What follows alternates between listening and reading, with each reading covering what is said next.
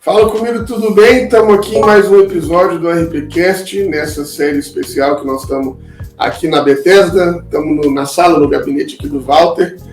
Estamos aqui porque está acontecendo a conferência Jesus Hope, então enquanto nós estamos aqui batendo um papo lá no salão principal da Bethesda, está acontecendo essa conferência, que é um encontro nacional de igrejas inclusivas e afirmativas, um trabalho maravilhoso dessa galera, né, do Jesus Hope, da Bethesda, juntamente com o Walter, de agregar essas igrejas, trazer para fazer um bate-papo.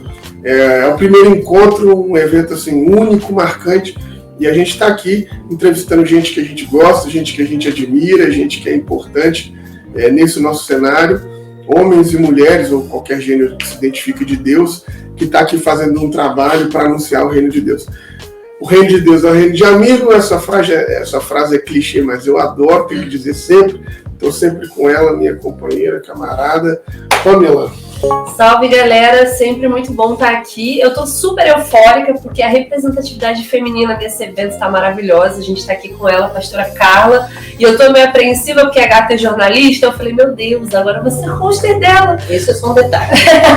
Mas eu acho que vai ser muito produtiva a nossa conversa. Seja bem-vinda. Muito obrigada pelo convite de vocês, pelo carinho que vocês nos receberam, e eu espero que a gente possa contribuir nessa conversa. Coisa boa.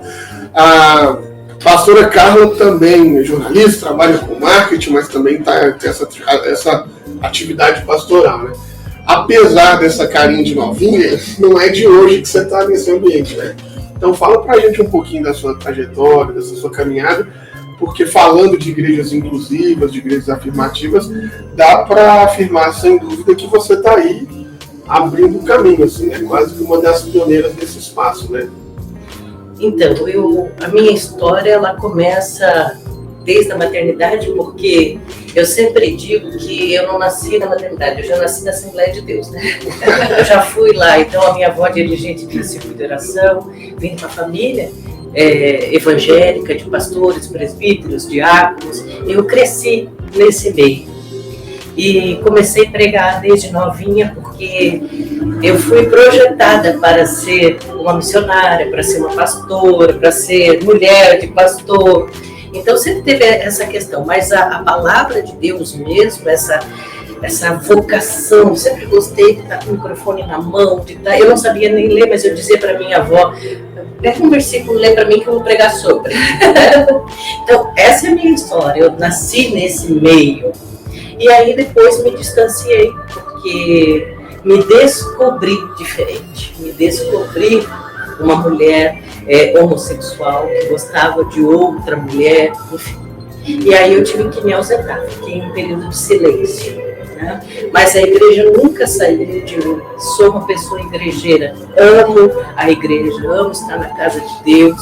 E quando eu descobri a igreja inclusiva em 2011, através da pastora Lana, porque sempre sei que a pastora Lana Holder e tenho uma admiração muito grande por ela, e quando ela fundou a Cidade de Refúgio, eu acabei conhecendo, falei, agora eu quero entender, quero conhecer. Então, desde 2011, eu estou nessa luta, né, da igreja inclusiva, e comecei a caminhar lá em Joinville, tivemos algumas tentativas, eu sou natural de Joinville, por isso que eu me refiro a Joinville, de igrejas inclusivas, não conseguimos ainda implantar uma igreja com sucesso.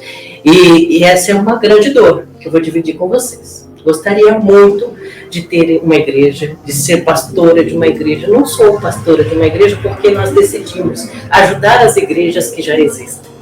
Nosso ministério é um pouco diferente, né? Ao invés, como nós já tentamos 5 vezes, mas nenhuma comigo e com o pastor Elô, minha esposa, na direção, mas como pastor auxiliar, nós meio que deixamos agora Deus trabalhar lá e nós decidimos unir forças. Então vamos fortalecer as igrejas que já existem, principalmente em Curitiba. Nós temos igrejas irmãs que nos acolhem muito bem, que nos recebem como pastoras, que reconhecem a nossa voz. E aí também comecei a fazer um trabalho muito voltado para todas as igrejas, porque eu não tenho essa coisa a minha igreja, a minha placa ou um nome. Eu criei um amor tão grande pela igreja inclusiva que se me disser lá no Acre, como disse Serginho, hoje de manhã tem uma igreja, eu vou lá, quero ir lá, quero ajudar, quero ligar para a pessoa que está lá, o que eu posso te ajudar? Acho que esse é Deus trabalha assim em mim, eu quero um movimento como um todo. E aí nós começamos a unir forças, tivemos algumas iniciativas, tentei por 2 vezes ter uma rádio inclusiva, não consegui. Tenho muita história de insucesso para contar, né? Não tenho grandes histórias de êxito, mas eu tenho de luta. Como disse o pastor Davi, talvez for para dividir com vocês sobre perseverança e sobre como eu acredito na igreja inclusiva, nós temos muito para contar. E é o espaço da resiliência, né? Porque vai indo, gente. Mas tem um recorte também que talvez você possa dizer para a gente, que nesses espaços onde você está também, Curitiba, Joinville, aparentemente são locais que você percebe que talvez o conservadorismo seja mais enraizado do que em outros lugares, né? Eu percebo muito isso, essa região, principalmente com a comunidade homoafetiva, a comunidade LGBTQIA+, são espaços bem mais conservadores, né? Então daí a dificuldade também de ter algo continuado, né? Acho que não dá para não pensar sobre essa lógica, né? Faz todo sentido o que você disse. Santa Catarina é um estado muito conservador. O sul do Brasil é bastante conservador. E sim, aí a gente pode dividir o fardo com isso também, né? Fica mais leve para a gente, né? Dizer que nós não conseguimos ainda, porque tem essa questão sociocultural e tem essa questão de ser um estado muito conservador que nos impede de fazer muitas coisas. Inclusive, a nossa comunidade LGBT no sul do Brasil também é muito preconceituosa, consigo mesmo. Nós não temos, eu desconheço, nós não temos grandes personagens ainda muito livres, muito abertos no sul do Brasil. Principalmente no quesito igreja inclusiva, teologia inclusiva. Aí você começa a perceber como faz sentido, sim, esse tradicionalismo, esse conservadorismo, marcando muito em cima do sul do Brasil. Faz todo sentido. Você falando sobre a sua trajetória na igreja, me chamou muita atenção a questão de você vir de origem pentecostal. Porque eu acho assim, diferente de outras tradições, as mulheres pentecostais têm muita força, né, no movimento. Mas assim, eu imagino que tenha sido doloroso porque essas mulheres, apesar ainda de serem tolhidas nas lideranças, assim, nominalmente, mas a gente sabe que são elas que movimentam a igreja, para você com a sua sexualidade não ter ocupado esse lugar deve ter sido um processo complicado. Mas eu vejo que hoje você conseguiu trazer isso para outra realidade. Como é que foi esse processo para sua família lidar com essa quebra de expectativa porque você não atende o cis-heteropatriarcado? Muito obrigada pela pergunta. E sim, eu sou pentecostal.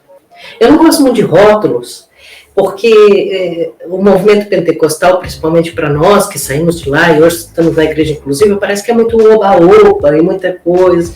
Eu gosto do evangelho puro e simples, eu gosto do avivamento todo dia, eu gosto disso, eu gosto do a paz do Senhor, eu tenho uma pregação que é muito pentecostal, né, que é diferente de uma pregação conversada, claro, eu dou meus pulinhos, eu tenho um jeito muito pentecostal que vocês percebem, eu acho que até falando denuncia, e gosto disso, gosto de andar, eu sou muito retrô, e gosto de trazer isso, não como um saudosismo, mas é porque o nosso coração tem saudade de onde foi bom, né? Se a gente tem saudade, é porque aquilo é muito bom, né? E eu gosto de andar, eu gosto dos hinos antigos, e para mim foi, não só para minha família, para mim foi muito difícil não estar lá. Porque, querendo ou não, era a minha referência, era um lugar que eu amava. Eu não deixei de amar a igreja, a Assembleia de Deus, da onde eu vim. Muito pelo contrário, eu não tenho mágoa alguma. Aliás, é uma pena que eles me perderam, né? Porque é uma igreja que eu amo e eu não tenho, assim, sofri muito. Sofri preconceito, sofri injúria, fui praticamente expulsa da igreja. Eu tenho uma trajetória triste nesse sentido, e a minha família também. Aí, respondendo a sua pergunta, a minha família sofreu, principalmente a minha avó, que me criou, né?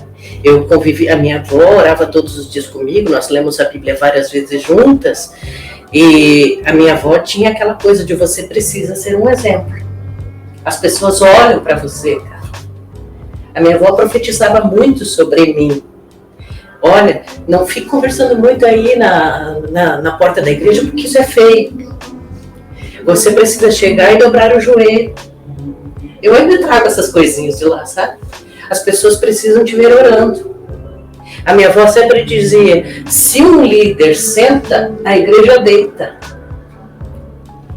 A minha avó sempre me ensinou, a cara da igreja é a cara do pastor. Se você quer ser uma pastora, você vai precisar ser mais forte que eles. Então, olha quanta carga eu trouxe. E como agora que a minha avó está entendendo o processo que está acontecendo comigo, quando ela vê, ela me perguntou esses dias, minha filha, onde você vai pregar? Eu falei, vou em São Paulo, mas não vou pregar, vou participar de uma conferência. Então, agora ela está entendendo, mas foi muito difícil, principalmente para minha avó, que se alimentou muito de uma esperança de que eu seria uma grande pregadora. E eu falo sempre, eu acho que se eu estivesse lá hoje, podia ser uma Camila Barros, podia ser uma dessas mulheres tão empoderadas que nós temos hoje. Poderia e não fui, mas eu sei que a minha avó alimentou essa esperança. Mas hoje ela vê que não importa o que aconteça, Deus sempre cumpre o seu propósito. O propósito de Deus na minha vida está se cumprindo.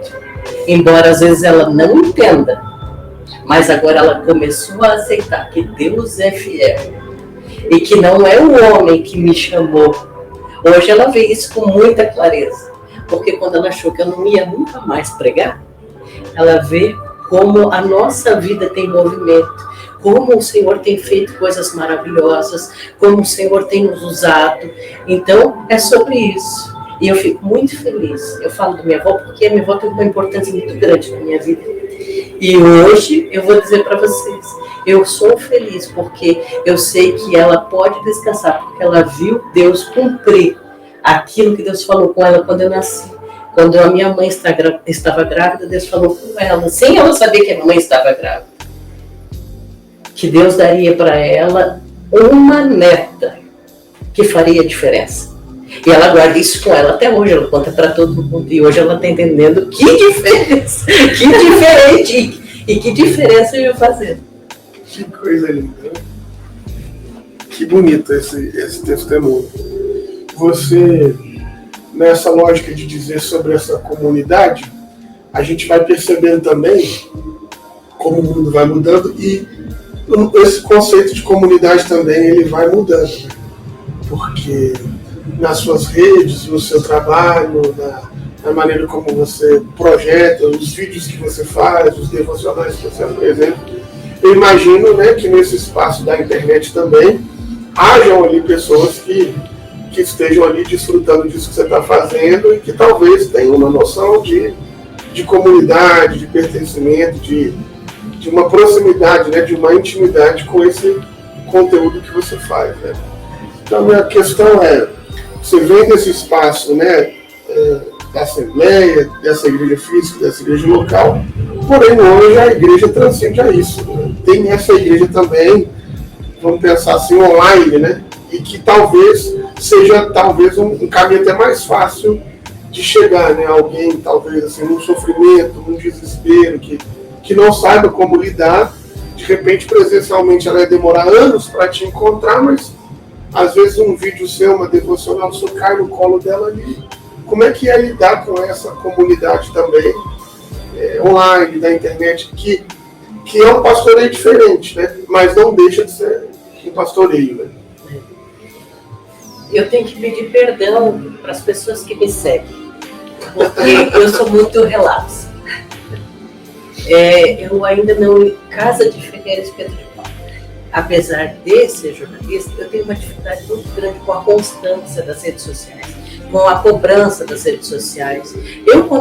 Se eu decidir que eu vou tomar um sorvete, eu tomo sorvete e depois eu lembro da foto. É uma coisa incrível, eu não lembro, eu não tenho essa coisa. Eu não sei se... olha, esse seminário, essa conferência está sendo muito importante sobre liberdade. Eu não sei se eu me sabotei tanto na minha liberdade, eu sempre me escondi tanto para não afetar o outro, que eu tenho uma dificuldade muito grande ainda com as redes sociais. Mas eu tenho me esforçado para gravar devocionais, sempre, só que também não gosto de falar qualquer coisa. Eu só gravo mesmo quando aquilo está queimando no meu coração, sabe? Às vezes eu tomo um banho, poxa, isso aqui é um devocional, isso aqui é diferente. Mas eu gostaria de ser mais ativo, eu gostaria de ser uma influência, eu gostaria de ter essa influência. Mas sou muito relapsa e eu preciso melhorar, porque as pessoas me cobram. As pessoas pedem, pastor, você não gravou mais vídeo? Pastora, grava um vídeo para nós falando sobre isso, explica sobre tal coisa. E eu fico muito feliz com esse carinho, muito feliz mesmo. Só que eu tenho essa falha, não consigo ser constante, não consigo gravar vídeo todo dia, não consigo... Claro que o engajamento vai lá embaixo, porque eu faço um stories a cada 3 dias, né? Quando não passa uma semana, né? Mas eu quero melhorar nisso, porque a igreja online tem muito alcance. A nossa voz ecoa. Eu estou aqui. Por que eu estou aqui? Porque com esse espaço todo de redes sociais, eu não sou uma pessoa ativa, eu não tenho nem 1000 seguidores. E como é que eu cheguei aqui? Eu fico, sabe, pensando. Mas é para você ver que ainda um pouquinho que você faz, ainda reverbera. Deus ainda trabalha, né? O Senhor leva teu nome, espalha como vento. Então eu fico imaginando, se eu fizesse um pouquinho mais, será que não ia acontecer, né? Não, mas para além disso, é que talvez você seja mais, você, né, assim, é um pouco, você é humilde e não tem também dimensão da importância do que é o que você se propôs a fazer, que é o Igrejas Inclusivas do Brasil.com, não é isso? Então, assim, esse espaço também das pessoas conseguirem entrar, achar, procurar uma comunidade, uma igreja. Porque, assim, para a comunidade, né, LGBTQIA+, as igrejas, elas são espaços de fôlego, de respiro, é um lugar de... Então, assim, você ter desenvolvido essa proposta, essa ideia também, é extremamente relevante no ambiente onde nós estamos, né? E talvez, às vezes, a gente tem isso, assim, a gente tem pouca compaixão com a nossa história, né? Porque o seu trabalho é incrível.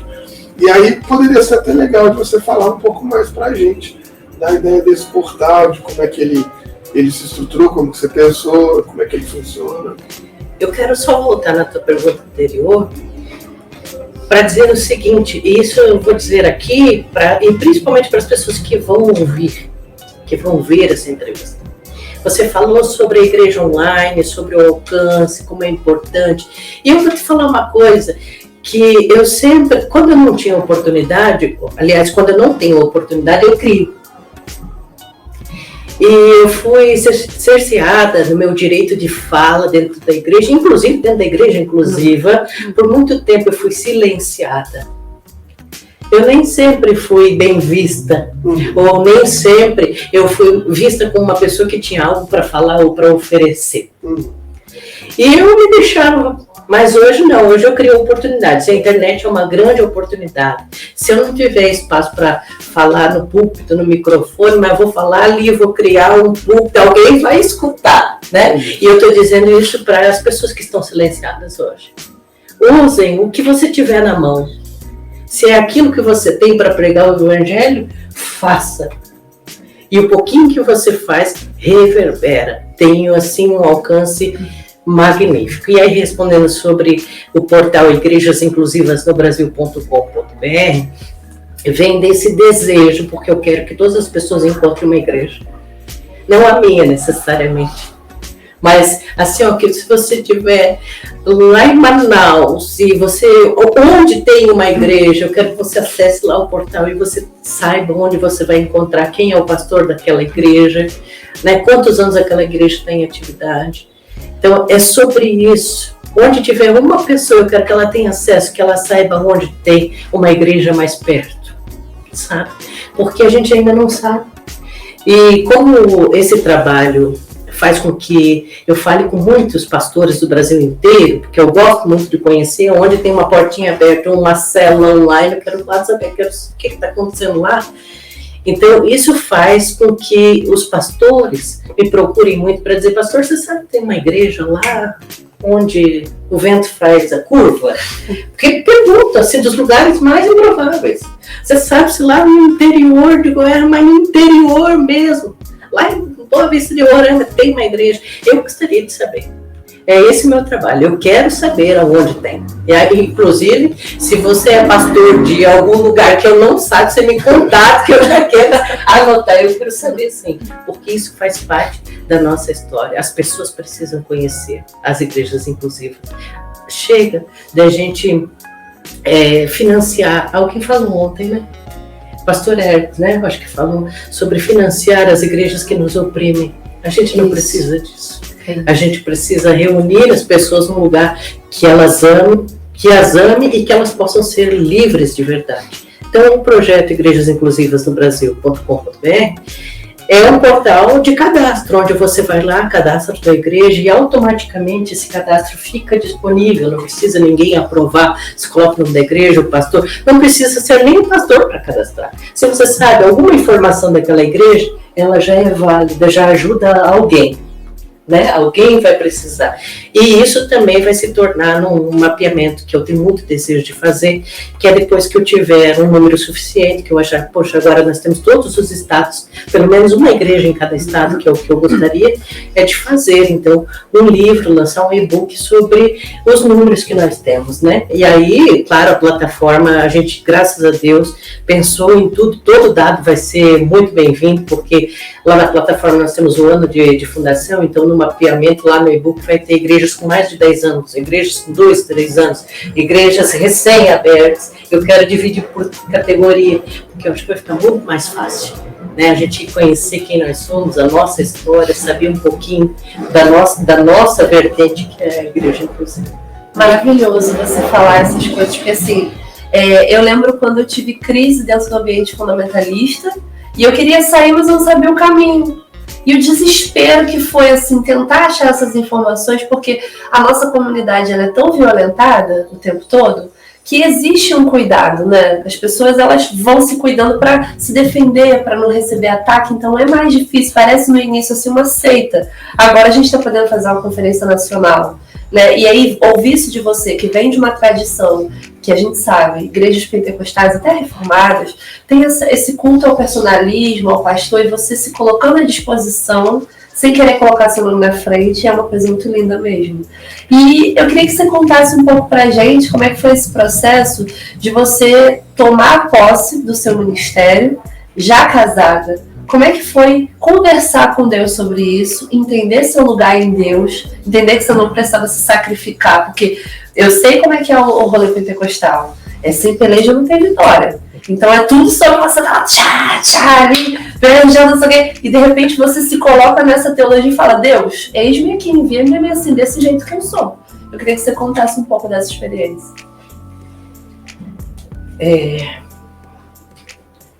Essa é uma pergunta que requer muito das minhas memórias e do meu emocional. Porque você falou muito bem como é que é você desenvolver seu ministério, né, e tomar a força. É basicamente isso, o reino de Deus é tomar a força. E eu vou dizer que meu ministério eu tomei a força, porque como eu disse, eu fui cerceada. Nossa, não foi fácil, nada foi fácil. Inclusive até hoje eu tenho uma dificuldade com ser chamada de pastora. Porque não foi fácil. Foi negado isso a mim muitas vezes. Sabe? Não, você não é teu tempo ainda. Vem o outro. O Davi estava lá no campo. Mas uma coisa que eu sei é que Deus me chamou. Eu tenho certeza do meu chamado. Eu posso ter uma dificuldade porque as nossas memórias são muito tristes, então isso tudo dificulta a gente tomar posse, enfim. Mas eu tomei a força. Chegou uma hora na minha vida que eu disse assim, eu não sei fazer outra coisa, eu sou jornalista por teimosia, tá? Porque por vocação eu sou pastor.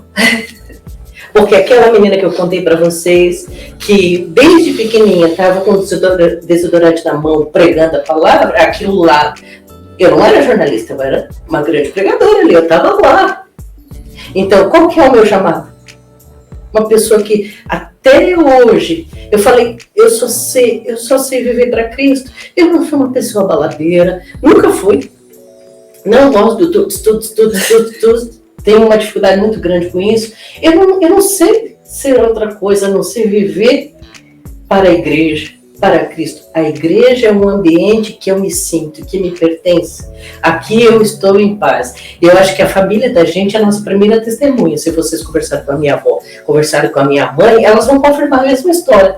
Que não tem um outro. Se eu sumir, vocês me procuram na igreja. Me perdi, eu vou estar lá. E não importa, tá? Não importa se ela é evangélica, pode ser a igreja católica. Eu amo. Se é uma igreja, se é um templo, eu quero estar lá. O sagrado me impressiona muito. Mas o meu ministério foi tomada força. Eu tive que decidir. A partir de agora, eu vou começar a trabalhar. E quando eu comecei a trabalhar em prol da igreja, inclusive, que não era por uma igreja nossa, mas para remontar a história, para conversar com as pessoas, usando muito a minha formação de conversar mesmo, porque os pastores são muito carentes. Quando eu fui conversando e entendendo a dor, o que faltava, o que eu posso te ajudar, Deus começou a abrir o meu ministério, as pessoas, e olha como é bonito, quando as pessoas te reconhecem, de repente as pessoas começaram a me chamar de pastora.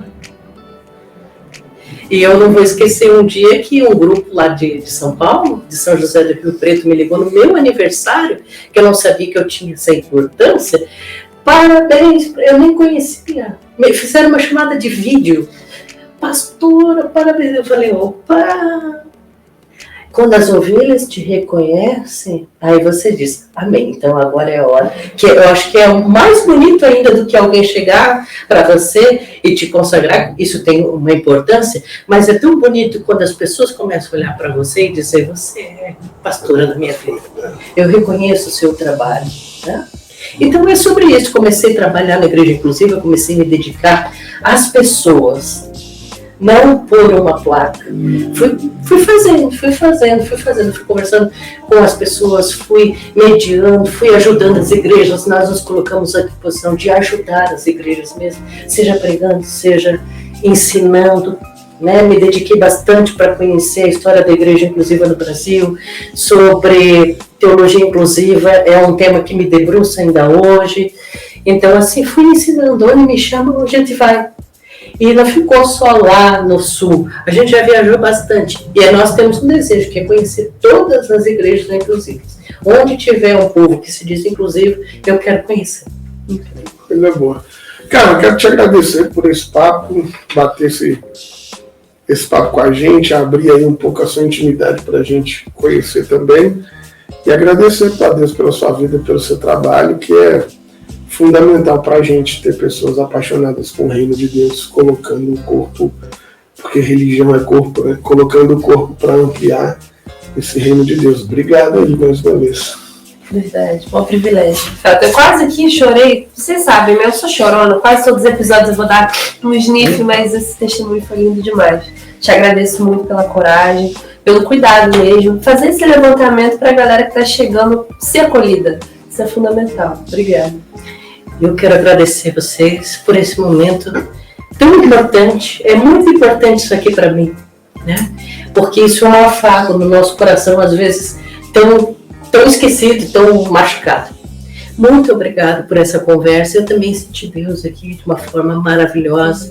E é muito bom estar aqui sendo quem se é, sendo quem, pela graça de Deus, nós somos de verdade. Muito, muito obrigado por essa conversa.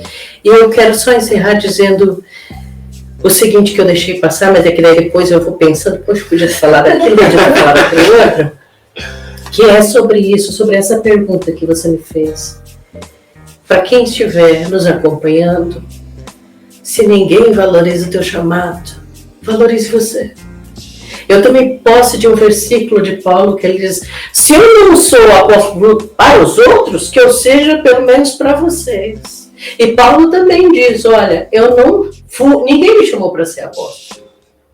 Eu me fiz Aposto.